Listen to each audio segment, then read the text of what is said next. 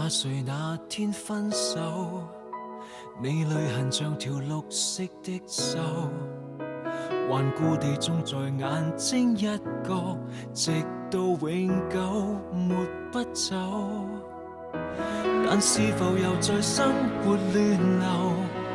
你那新生你也必須接受，就算多悔疚，自責別太久，不要戀戀心裏那個傷口。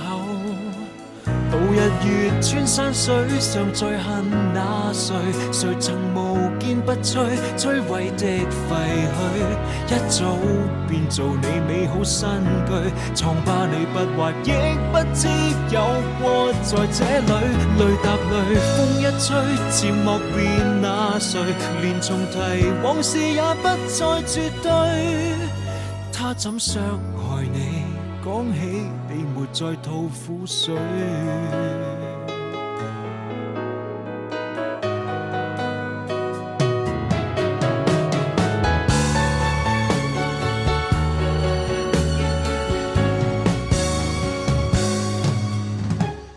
有時你還覺得溫馨，這淚流像存在的表徵。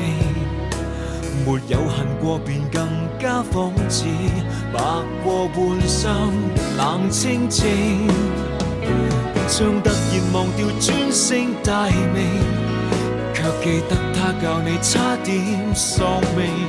是創傷太重，或覺悟太輕，使你不懂釋放眼淚的根性。到日月穿山水，尚在恨那誰？誰曾無堅不摧，摧毀的廢墟，一早變做你美好新居。瘡疤你不畫，亦不知有過在這裏。淚答淚，風一吹，漸莫辨那誰？連重提往事也不再絕對。他怎傷害你？感恩替代了那苦水。誰沒兩個致命舊愛侶？不見得就要聽到春天也恐懼。可以不唏噓，可以不心虛，放低跨過去。日月穿山水，尚在恨那誰？誰曾無堅不摧，摧毀的廢墟，一早變做了滿山青翠。敏感處不碰，便不知你裝着心碎。若舊夢不堪追，就別問那誰？從何時你學會灑脫面對？他怎傷害你？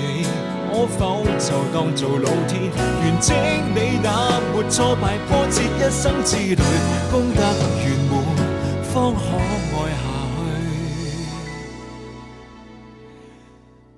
大笑歸去。